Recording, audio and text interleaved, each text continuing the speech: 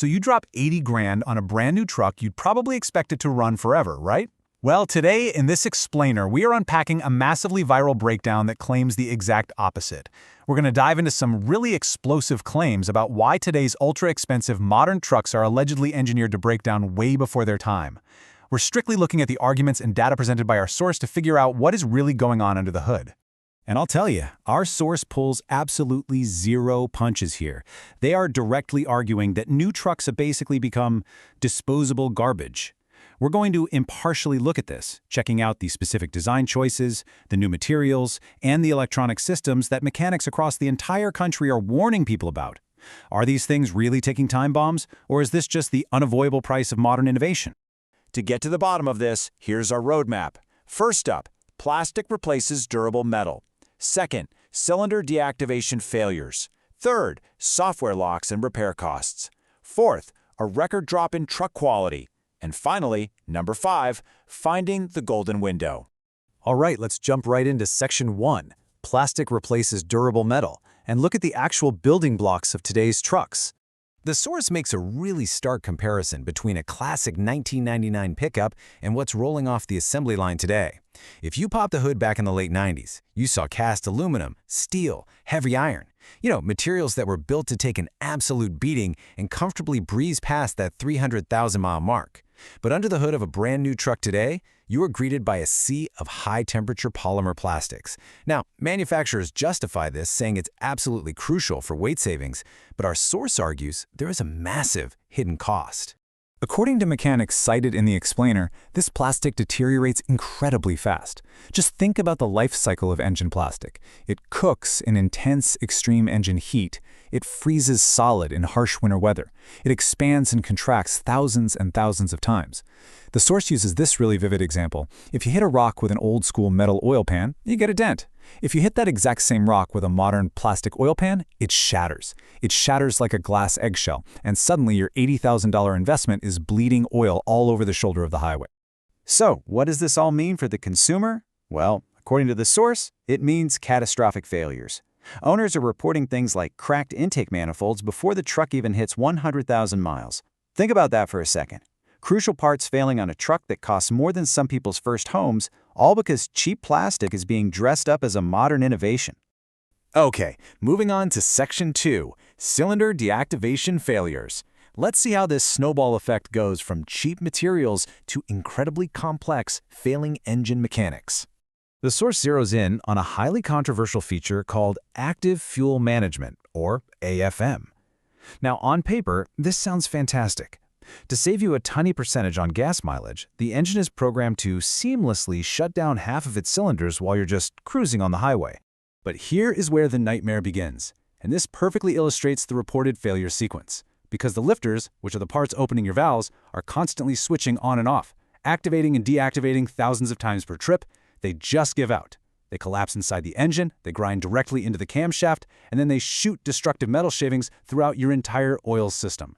The engine literally eats itself alive. And this is not just a minor glitch. It's resulted in a massive class action lawsuit. We are talking 2014 to present General Motors models, the Chevy Silverado, GMC Sierra, Tahoe, Yukon, Escalade, specifically those equipped with the 5.3, 6.0, or 6.2-liter V8s. Owners are facing complete, total engine failures at just 50,000 miles. And the repair quotes? They range anywhere from $6,000 to $10,000 for a total rebuild. Plus, the source notes that despite service bulletins, there's been no official recall or permanent factory fix. But hey, it is not just GM. Ram and Dodge owners are dealing with similar headaches thanks to their own cylinder deactivation setup, known as the Multi-Displacement System, or MDS. If you've ever heard mechanics talk about the infamous Hemi Tick, yep, this is it. It starts as a quiet tap, and it just gets louder and louder as oil starvation causes the needle bearings to wear out, completely destroying the camshaft in the process. The crucial takeaway here is the mechanics view these factory cylinder deactivation systems as so fundamentally unreliable that an entire aftermarket industry exists purely to disable them. Let that sink in. Consumers are literally paying independent shops to rip out a brand new factory-installed feature just to save their engines from destroying themselves. Crazy, right? Which brings us to Section 3, Software Locks and Repair Costs. Now, what's really fascinating here is what happens when you actually try to fix these broken physical components. The explainer points out a totally stark contrast in repairability. 20 years ago, if your truck broke, you just grabbed a wrench. You, your neighbor, or the local shop down the street could easily fix it. Today, almost every single system is controlled by interconnected electronics, modules, and sensors. And the manufacturers have locked out independent mechanics unless they fork over cash for expensive, proprietary subscriptions. This has created a massive right-to-repair crisis across the country. The Owner-Operator Independent Drivers Association, OOIDA, is actually lobbying Congress right now because truckers literally cannot fix their own rigs anymore. Because of these software locks, a basic mechanical repair that used to take an hour now requires an arbitrary $200 trip to the dealership just to get the truck's computer to acknowledge a newly installed part. The source strongly argues this is a very intentional strategy to keep you tethered to their dealer network. All right, Section 4, Record Drop-In Truck Quality. To prove these aren't just isolated anecdotes from a few frustrated mechanics, we have to look at the macro industry data. 30. That is the number of points by which problems per 100 vehicles jumped up between 2021 and 2023, according to the incredibly highly respected J.D. Power Initial Quality Study. And the source emphasizes that this is not just some statistical blip. A 30-point jump represents the single biggest increase in problems in the entire history of the J.D. Power study. The data links this totally unprecedented drop in reliability directly back to exactly what we've been talking about, the complex electronic systems and fundamental mechanical flaws, like the cheap plastics and the cylinder deactivation. So that brings us to Section 5, Finding the Golden Window. If modern trucks are just trapped in a cycle of expensive failures and dealer lockouts, what on earth is a consumer actually supposed to do?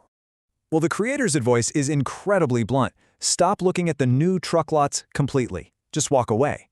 Instead, they say buyers should search the used market for what they call the golden window. These are very specific model years that sit right in a sweet spot. They have modern safety standards and good crash protection, but they were built right before the widespread adoption of cylinder deactivation and all those restrictive software locks.